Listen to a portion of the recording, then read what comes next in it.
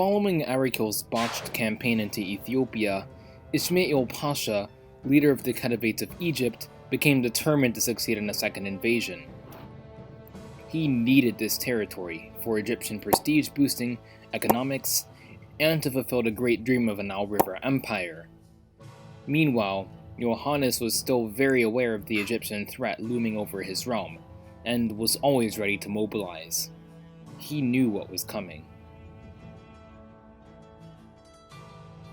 The Egyptians officially gave up fighting at Gondet on November 16, 1875, and soon after, American Colonel Dennison organized the remaining troops to retreat to Massawa.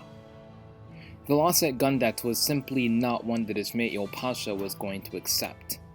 His loss was an embarrassment. The fact that his glorious Western-style army, complete with European and American generals, was beaten by so-called savage Ethiopians was simply not logical to him, and so a much larger secondary force under the command of Emperor Pascha was sent in to finish the job. After this force arrived at Massawa on December 14, 1875, Yohannes again sent out J.C. Kirkham, this time to the Egyptians. Along with Kirkham were 105 prisoners taken after the initial battle at Gondet. 27 were mutilated. The message was clear: don't mess with us, or you might end up like them. Kirkham also tried to get through a message to the British, but this didn't happen. Kirkham was imprisoned and would die under the Egyptians. While some Egyptian troops were intimidated, the Egyptian command was still undeterred by Yohannes' warning, though, in hindsight, it would have been wise of them to take it seriously. The Egyptian force, after meeting up with the remnants of Arikil's force, totaled about 12,000 men. An additional 1,200 men located on the Egyptian-Ethiopian frontier were planned to join up with this force.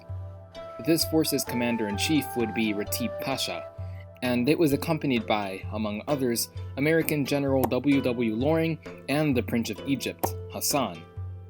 While the Mikhail Salomon, who ruled Hamasien, also turned coat to the Egyptians, his relationship with Yohannes not being a very good one. Yohannes, who had direct support from the Ethiopian church, whose Abuna, Atnatewos, rallied men to fight for him, got a total of 100,000 people to head towards Gura, of whom only about 50,000 were soldiers.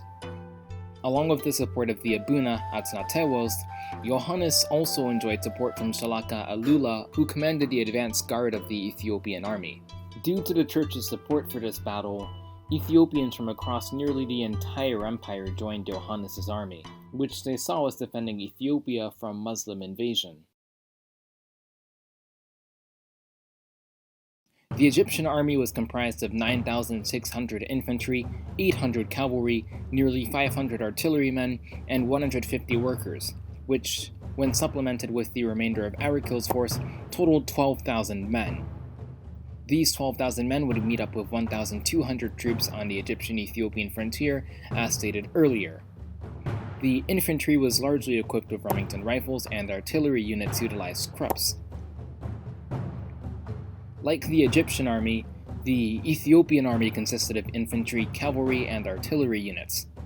The Ethiopian infantry were equipped mostly with spears and swords. However, about 10,000 troops were also equipped with guns of varying quality, including British, French, and German smoothbore or rifled muskets. The occasional Ethiopian might have found himself also equipped with a much better Remington or Snider rifle, but this was the exception, not the rule. The Ethiopian cavalry played a major role in this battle. Oromo cavalry was well known for their ability with a horse, and would be regarded by some of the Egyptians as superior to their own. They very often wielded spears and shields. Ethiopian artillery, however, was nowhere near as impressive as their cavalry, and was recorded as having made very little impact on the battle. While the Ethiopians fielded about 50,000 soldiers, the nature of the battlefield as a very small valley only allowed for about 15,000 to 20,000 Ethiopian men to fight at once. The Egyptians marched inland, arriving at the plain of Gura around early March. By the 5th of March, 7,700 troops were at Gura Fort, commanded by Isma'il Pascha, and about 5,000 at another fort at Kaya Kor, commanded by Isma'il Pascha. The Ethiopians were generally stationed nearer to Kaya Kor Fort, but outside of the plain of Gura. The Ethiopians had hoped to draw the Egyptians out of their forts, but by the 7th of March, they moved into the plain of Gura. Some sources claim that Ras Alula feigned a mass retreat, baiting Isma'il Pascha to leave his fort. Regardless of why, though, Isma'il Pascha moved out 5,000 of his troops from Fort Gura, along with multiple Krupp guns, either to chase the fleeing Ethiopians or in an attempt to gain better maneuverability against the Ethiopian army. Regardless of why he did this, though, it was a bad idea. According to W. Loring, the Ethiopians sent a line of gunners to the Egyptian front, possibly to soften them up. These gunners were eventually repelled due to artillery fire from the Egyptians. The Ethiopians then commenced a cavalry charge backed by infantry, and Ratib's force was quickly surrounded and proceeded to break, men fleeing back to the fort in disarray. Some Ethiopians looted Egyptian goods that were left behind, such as guns, mules, and artillery, whereas others chased after the Egyptians. It was a mess. The troops at Kaya Kor simply watched it all unfold, some sources claiming that Osman was too scared to attack, and others that this was a conscious and tactical decision by him, not at all motivated by fear. The number of dead and wounded on the first day varies from source to source, but regardless of how many died, it was a big triumph for the Ethiopians.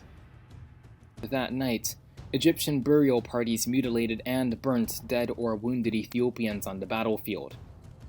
The Ethiopians, too, would brutally treat captives. In retaliation, they killed 600 to 1,000 Egyptian prisoners. The Ethiopians waited a few days before mounting a second assault on Gura, which they finally did on the 10th of March. While they used their terrain as cover and were backed by an artillery unit, the assault failed. The artillery is recorded as having made a poor show, and the fort was not possible to storm. On the 11th, the Ethiopians dissolved, returning to Adwa or home.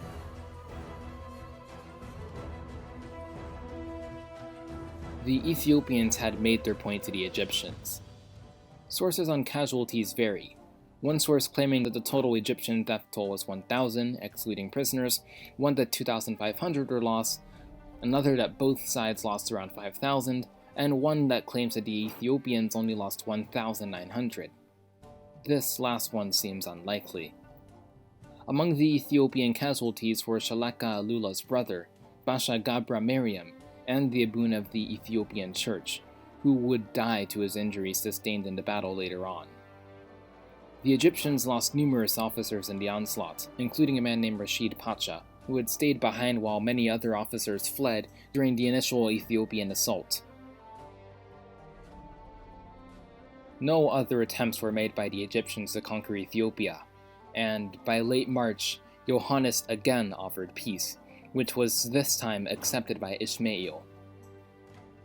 Isma'il wouldn't stay in power for much longer though, as this war was a major blow against his credibility. Yohannes, on the other hand, only got more respect for a successful campaign.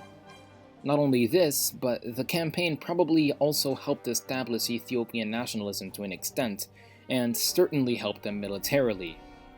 The campaign would yield Ethiopia 15 to 20,000 Remington rifles, 30 artillery including mountain howitzers and Krupps, and thousands of Maria Theresa dollars, widely used currency. These battles also helped to secure the credibility of Shalaka Alula, who would become one of Yohannes' right-hand men, and would eventually take on the rank of Ras, becoming known as Ras Alula, leader of Hamasien. The Egyptian-Ethiopian War was only the first of many conflicts against foreign invasions that the Ethiopians would win. Modern Ethiopia had, for the first time, proven itself in combat against a powerful enemy, and Yohannes was able to capitalize off of the downtime that these victories provided him to deal with internal affairs. But new threats were on the horizon. In Egyptian Sudan, a rising unlike any other in Egyptian history was to occur in only a few years, and in Europe, another power would make itself known to the Ethiopians: Italy.